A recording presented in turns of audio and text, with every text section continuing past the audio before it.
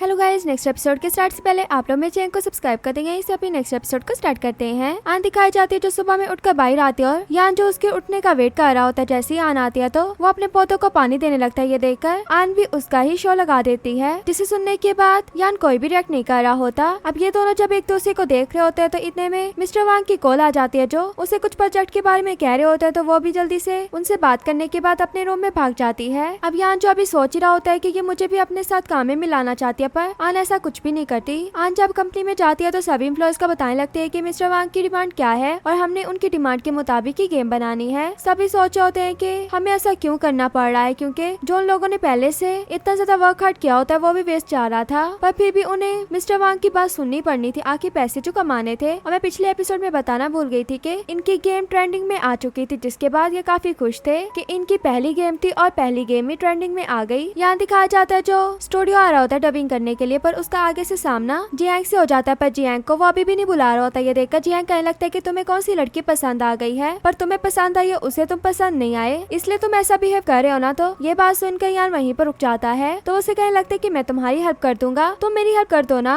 और उसको कुछ टिप्स वगैरह देने लगता है। कहता है कि आखिर मैं तुम्हारा दोस्त हूँ, तुम्हारी हेल्प भी नहीं कर सकता, और अब तुम भी तो मेरे बड़ी हो ना, और मैं तुम्हारा वैसे भी बॉस हूँ, तो जल्दी से मेरी गर्लफ्रेंड की भी हेल्प करो। पर यान उसकी नहीं सुन रहा होता। जियांग उसको धक्के से वहाँ से उस लड़की से मिलवाने के लिए ले जाता है। अब वहाँ से वापस आने के बाद यहाँ सोचा होता है कि अभी तक आन बाहर क्यों नहीं आ रही। वो उसका भाई खड़े होकर वेट कर रहा होता है और ऊंची ऊंची बोलने भी लगता है, पर आन उसकी आवाज तो सुनती है पर बाहर नहीं जाती, अपना काम करने के लिए बैठ जाती है। यान भी अपने वापस रूम में आ जाता है और अपने फ्रेंड से कहता है कि आकर मेरे घर में गेम खेल लो मेरे साथ। पापा कहता है कि मैं प्रोजेक्ट के काम पर बिजी हूँ तो मैं तुम्हारे साथ नहीं खेल सकता। और इधर आन भी कंपनी के काम में बिजी होती है। आन जब कंपनी में आती है तो सभी लोग अच्छे से काम कर रहे होते हैं। इसी में आन से आकर ये पूछे लगता है कि क्या तुम्हें आखिरी इंस्टॉलमेंट मिली, जिस पर वो कहने लगती है कि नहीं मिस्टर वांग ने नहीं दी। तो वो उसे कहने लगती है कि मैं अभी उन्हें कॉल करती हूँ। जब कॉल करती है तो वो तो कॉल भी अटेंड नहीं करते, जिस पे आन कहने लगती है कि मैं उनसे खुद जाकर पर्सनली मिलती हूँ। ये कहकर वो शूज चेंज करके वहाँ से चली जाती है मिलने के लिए। मिस्टर वांग का काफी वेट करती है, पर असिस्टेंट आकर बताती है कि वो अभी यहाँ पर नहीं है, वो बाहर गए हुए हैं, आप यहाँ पर बैठकर उनका वेट ना करें। आन ये सुनकर कहती कि चलो ठीक है, मैं उनका डोर पर जाकर वेट कर लेती हूँ। ये कहकर जब वहाँ से जाने लगती है तो इतने में मिस लान वहाँ पर आ जाती है, जिनसे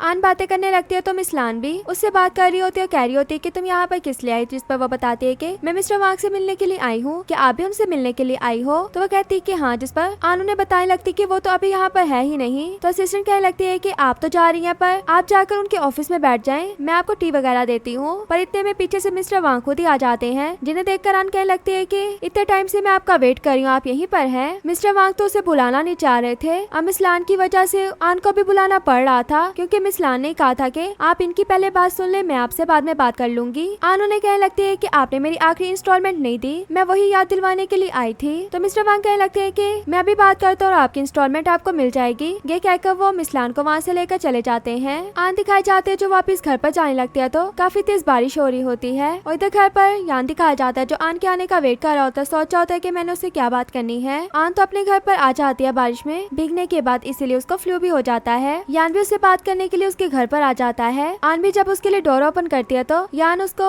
रेंट का बताने लगता है, जिस पर आन कहने लगती है कि मुझे तो लगा था कि तुमने मुझे कभी बुलाना ही नहीं। इस बात पर यान उसे कुछ भी नहीं कहता, बल्कि उसके घर के बाहर जो पैकेजेस वगैरह उसके पड़े हुए थे वो उठाकर अंदर रखने लगता है। आन जब दूसरी तरफ फेस करके टिश्यू यूज कर रही होती है तो वो आन के पाँव की तरफ देख लेता है, जो आन को शूज की वजह से चोट लग गई थी। तो वो जल्दी से उसके लिए मेडिसिन लेने के लिए चला जाता है, पर आन देखती है कि यान तो वहाँ पर है ही नहीं। वो भी देख ही रही होती है। तो इतने में यान वापस आ जाता है, जो उसके पाँव पर स्प्रे करने लगता है, जिससे थोड़ी सी आन को दर्द भी हो रही होती है। पर वो उसे कहता है कि मूव नहीं करो। और फिर जब सनी प्लस लगाने लगता है तो वो कहने लगती है कि मैं खुद लगा लूंगी। और जैसे ही वो अपनी चोट पर लगाने के बाद जब उठती है तो उसको चक्कर आ जाते हैं। उसे गिरने से यान बचाता है और जब उसे चेक करता है तो उसको काफी फीवर होता है। ये देखकर वो उसके घर से उसको कोड देता है और कहने लगता है कि चलो अभी हॉस्पिटल चले। पर यान नहीं जा रही होती, कह रही होती कि मेरे पास मेडिसिन है, मैं मेडिसिन ले लूंगी। तो यान कहने लगता है कि ठीक है तुम मेडिसिन लोगी, पर उसके पास सो जाओगी। पर यान कहने लगती है कि मेरा इतना काम है, मैंने तो अभी प्रपोजल भी रेडी करना है। और काम करने के लिए जब बैठ जाती है तो यान लाकर उसको पानी देता है मेडिसिन लेने के लिए। तो वो उसको इतनी केयर करते देखकर कहने लगती है कि तुम काफी चेंज हो चुके हो। जिस पर वो कहने लगती है कि तुम्हारी केयर मैं इसलिए कर रहा हूँ क्योंकि अगर तुम्हें कुछ हो गया तो इस रूम का रेंट कौन देगा।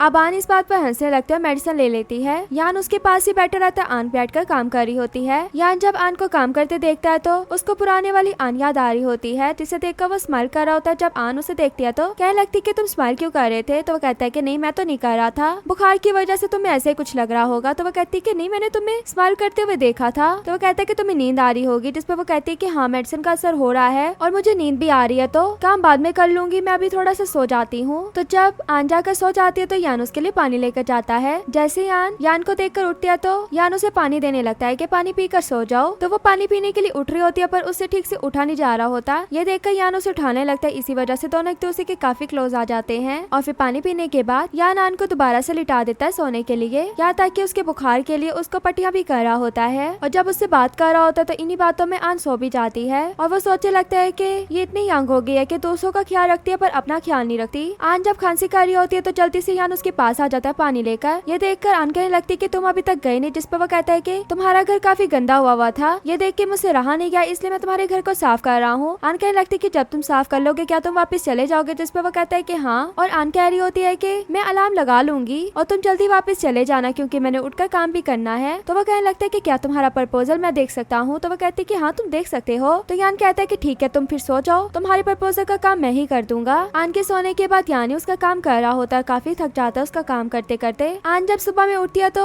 बाहर आकर देखती है कि यान उसके लिए खाना बना रहा है। तो वो यहाँ से कहने लगती है कि सच में तुम इतने अच्छे हो गए कि तुमने मेरे लिए खाना बनाया। तो वो कहने लगता है कि नहीं, ये एक्स्ट्रा बोल था जो मैं तुम्हें दे रहा हूँ। तो आन हंसते हुए खाने लगती है और यही नूडल्स का नाम उसने रात में अपनी मॉम की बात बताते हुए लिया था कि मॉम मुझे ये वाली नूडल्स बनाकर खिलाती हैं। और यान ने भी उसके लिए यही बनाई थी जो आन को काफी अच्छी भी लगती है। और फिर आन बताने लगती है कि पास में एक शॉप ओपन हुई है, उसके पास से काफी अच्छा खाना मिलता है, क्या तुम मेरे लिए ले आओगे। तो वो कहने लगता है कि स्पाइसी फूड खाने का मत सोचना भी। तो वो कहती है कि ठीक है, स्पाइसी के बगैर ले आना। तो यान उसको खाते हुए देखकर स्माइल करने लगता है और आन दिखाई जाती है जो उसके जाने के बाद अपने प्रपोजल को देख रही होती है। देखती है कि उसने सारा प्रपोजल इतने अच्छे से बनाया, यहाँ तक कि उसने लास्ट में ये भी लिख दिया था कि इस काम में यान भी उनके साथ आएगा। अब ये देखने के बाद तो आन और भी खुश हो जाती है और यान दिखाया जाता है जो बाहर से वही वाला खाना लेने के लिए आ जाता है और यहाँ तक कि स्पाइसी वाला ले रहा था। जैसे खाना लेकर जाने लगता है तो उसे जियांग आवाज देता है जो पहले से वहीं पर था। अब जियांग की आवाज सुनकर यान भी उसके पास जाकर बैठ जाता है। वो खाने को देख रहा होता है, कह रहा होता है कि जब भी मैं तुम्हें स्पाइसी फूड का कहता हूँ तो मुझे मना कर देते हो कि ये हमारे स्टमक के लिए अच्छा नहीं है, पर अब देखो तुम लेकर जा रहे हो, क्या ये वही लड़की तो नहीं है जिसे तुम लाइक करते हो, वो जो तुम्हारे साथ तुम्हारी फैन थी। अब इस बात पर यान चुप हो जाता, कहने लगता है कि तुमने गलत सुना, तो वो मेरी फैन नहीं बल्कि मेरी क्लाइंट थी। तो वो कहता है कि मुझे तो नहीं पता कि कौन से वाला यान इतनी केयर करता है अपने क्लाइंट की। देखो मैं लड़कियों के बारे में तुम्हें बहुत सी बातें बताऊंगा पर तुम्हें भी मेरी हेल्प करनी होगी। वो ये तक कहता है कि कभी भी लड़कियां ये वाला खाना लड़कों के सामने नहीं खाती क्योंकि इसे हाथ से खाना पड़ता है। अगर वो उस लड़के को लाइक करती हो तो बिल्कुल भी नहीं खाती। यान उसकी बातों को इग्नोर करके वहाँ से जाने लगता है। जब आन के घर पर पहुंचता तो आन डोर नहीं ओपन कर रही होती, तो वो उसका डोर ओपन करके खुद ही उसके घर पर आ जाता है। आन जो नहा रही होती है तो उसे कहने लगती कि बाहर ही मेरा वेट करो, मैं अभी आती हूँ। तो वो उसके लिए खाना वहीं पर रख के वहाँ से चला जाता है। आन जब आती है तो खाने को देखकर काफी खुश हो रही होती है क्योंकि ये खाने का उसका काफी दिल था। वो तो बहुत मजे से उस खाने को खाने लगती है और यान जो बैठा सोच रहा होता है कि वो तो मुझे कुछ भी नहीं समझती। और दूसरी तरफ हमें तियान दिखाई जाती है जो प्रपोजल को प्रिंट करवा कर मिस्टर वांग की कंपनी में देने के लिए आई थी। असिस्टेंट को जब देती है तो असिस्टेंट कहती है कि आपकी लास्ट इंस्टॉलमेंट के लिए मिस्टर वांग आपका ऑफिस में वेट कर रहे हैं। अब तियान की बात सुनने के बाद मिस्टर वांग के ऑफिस में तो चली जाती है पर मिस्टर वांग की इस पर नियत खराब थी, इससे मिस्टर वांग भी बातें करते हुए तियान के पास आकर बैठ जाता है, बहुत ही ज्यादा क्लोज जा रहा होता है। इसी में तियान के हाथ से पानी गिर जाता है जिसे वो जल्दी से उसकी टांगों से टिश्यू से साफ करने लगता है। अब ये सब देखने के बाद तियान जल्दी से वहाँ से उठ जाती है, कहने लगती है कि आपने जो भी इंस्टॉलमेंट वगैरह की बात करनी है आप मिस आन से करना। ये कहकर वो वहाँ से भाग जाती है और यहीं पर हमारा ये पार्ट भी एंड हो जाता है। वीडियो अच्छी लगे तो वीडियो को लाइक करना।